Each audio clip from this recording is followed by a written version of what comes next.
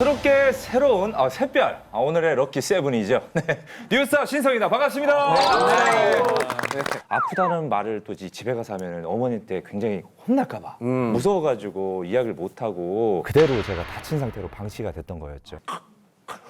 이렇게 일어날 때가 있어요. 벚꽃 엔딩 아니 비염 엔딩.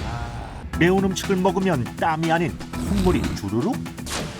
이 두 소녀가 쌍둥이라면 믿으시겠습니까?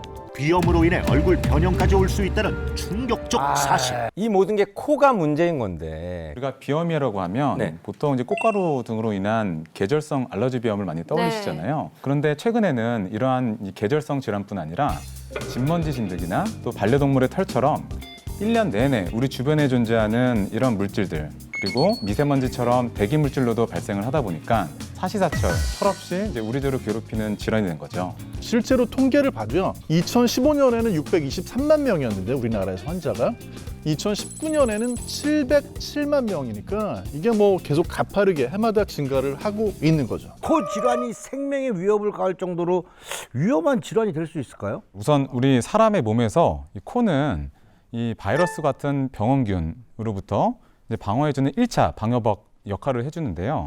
우리 코 안에는 이 점액질이라 그래서 이 안에 여러 가지 역할을 해주는 면역세포도 있고 또 몇 가지 미생물들도 있어서 외부 공기 습도나 온도를 조절해주는 역할뿐 아니라 나쁜 물질들, 오염물질들을 차단해주고 또 막아주고 정화해주는 이제 역할도 하게 되는 거죠. 그래서 이런 코에 문제가 생겼을 때는 생각보다 많은 질환에 이제 취약하게 됩니다. 나쁜 균들이 삐집고 들어올 수 있는 공간이 코였네요. 그쵸? 아, 그렇구나. 그런데 문제는 이런 코나 귀의 염증을 방치하면요.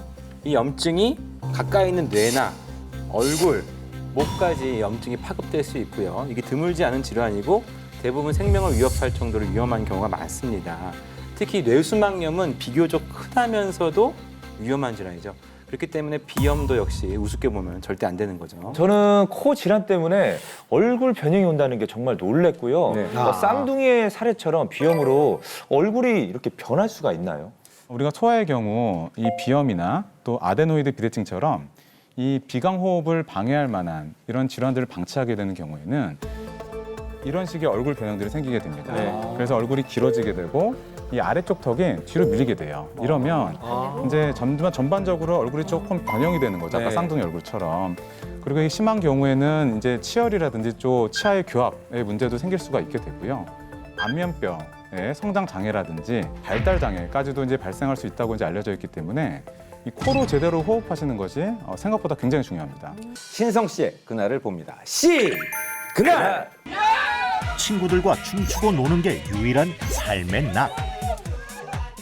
한창 혈기왕성할 10대. 폼 잡고 다이빙 한번 해보려던 그때. 괜찮아? 야! 순식간에 벌어진 돌발 사고. 다이빙하다 코를 다쳤구나. 아이고 쌍코피. 코를 부딪혀 다치는 바람에 유혈 사태가 발생한 것. 아, 야 너무 아파.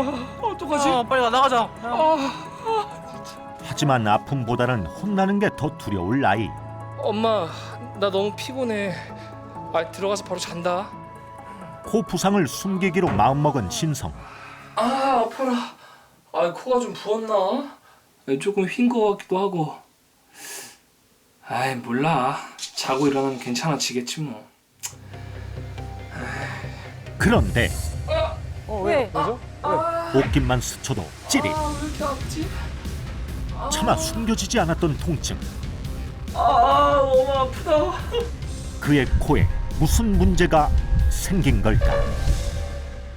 흰 코가 정답입니다. 아니 다친 후에 엄마에게 얘기를 안 했어요. 네, 제가 그 당시에는 또 어리다 보니까 아프다는 말을 또 집에 가서 하면 어머니한테 굉장히 혼날까봐 무서워가지고 이야기를 못하고 그대로 제가 다친 상태로 방치가 됐던 거였죠. 계속 약간 통증이 있었을 텐데 그냥 그 후로 그냥 뒀어요? 괜찮았어요? 한 2주 정도는 통증이 계속 있었었고요. 아까 그 VCR처럼 네. 옷 입고 벗을 때 예, 그때 아팠었고요. 한 달 정도 갔을 때는 이제 코 살짝만 대도 여기 끝부분이 찌릿찌릿거리는 느낌이 있었습니다. 네. 원래는 비염이 제가 없었는데 그때 다치고 난 후에 비염이 생겼던 것 같아요. 네. 그때는 너무 심각했었습니다. 막 재채기도 심했고 네. 콧물도 많이 나오고 막 눈도 간지럽고 그러니까 너무 답답해가지고 병원을 제가 찾아갔는데 네. 비중격 망곡증이라고 이렇게 말씀하시는 거예요. 비중격 망곡증 저 발음하기도 어려워서 잘 들어본 적도 없는 것 같아요. 네, 이게 좀 한자어다 보니까 조금 이제 어려울 수 있는데 우리 코는요 오른쪽 콧구멍, 왼쪽 콧구멍 양쪽으로 나눠져 있죠. 네. 이 좌우를 나눠주는 거를 비중격이라고 합니다. 정상 사진 보시면 저기 가운데 저 칸막이처럼 보이는 게 이제 바로 비중격인데요. 네. 저렇게 수직으로 똑바로 있어야지 양쪽 콧구멍이 저렇게 넓게 비슷한 사이즈로 열려 있는 것을 보실 수가 있습니다. 자, 그에 비해서 자, 우측에 자, 비중격 망곡증의 환자분의 사진을 보시면 좀 다르죠, 뭔가가. 자, 저 가운데 칸막이가 똑바로 있어야 될 게 한쪽으로 돌출되고 휘어져 있죠. 이렇게 되면 어쩔 수 없이 저 돌출된 부분의 비강은 엄청 좁아지겠죠. 저러면은 이제 공기 순환 관계가 굉장히 안 좋아지고 그로 인해서 점막들 상태가 계속 안 좋아지는 여러 병들이 이제 발생을 하게 되는 겁니다. 이런 것을 비중격 망곡증이라고 합니다. 건강보험심사평가원 통계에 따르면 2017년 한 해에만 15만 명이 이 비중격이 휘어져가지고 그것 때문에 병원을 찾았다 이렇게 되어 있거든요.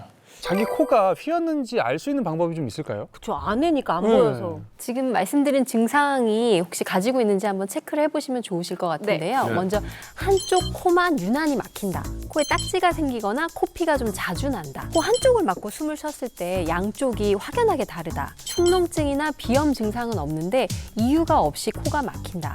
라는 이 증상 중에 2개에서 3개 정도 이상 해당이 되면요 내원하시는 걸 추천드립니다. 저도 그래서 제가 5, 6년 전에 비염 수술을 했는데 재발을 할 수도 있는 경우가 있나요, 선생님? 수술 후에도 지속적으로 꾸준한 관리를 하시는 것이 이러한 수술 후에 재발을 방지하는 제일 좋은 방법이라고 하겠습니다. 네. 자, 그렇다면 신성 씨의 두 번째 전조 증상을 확인해 보겠습니다. 과거 속 신성 씨의 그날을 봅니다. 그날. 급기야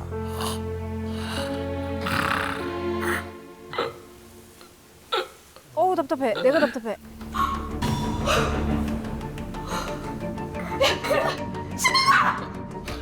아, 뭐야?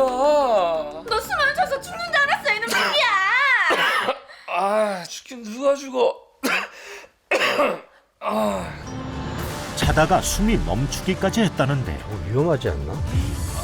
숙면뿐 아니라 생명까지 위협하는 그의 전조 증상은? 두 번째 전조 증상은 수면 무호흡증입니다. 요즘 이런 분들 많습니다.